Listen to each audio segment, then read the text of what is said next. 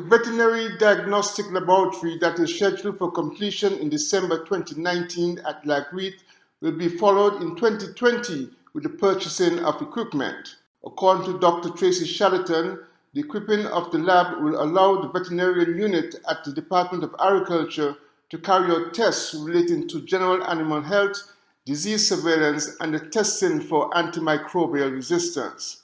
Antimicrobial resistant testing will be a new field of endeavor for the department and will be done in the context of a wider national AMR program. Guidelines with respect to St. Kitts and Nevis in terms of appropriate antibiotic to use in what particular disease scenario, etc. Meanwhile, Director of Agriculture Melvin James said other multi-sectoral initiatives will be implemented in support of the AMR rollout, which he hopes could be operational within the next 2 years. It's a One Health concept.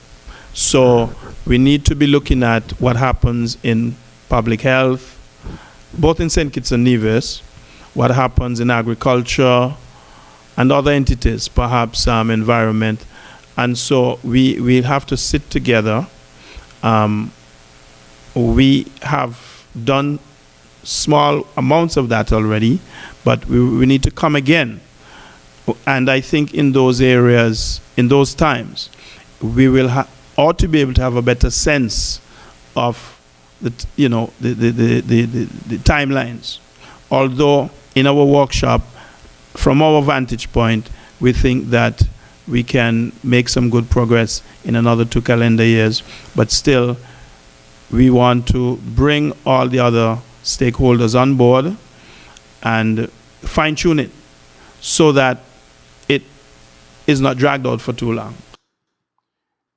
Director James said the case has been made for speedy action rather than delayed actions. Glenn Bart for SKN Newsline.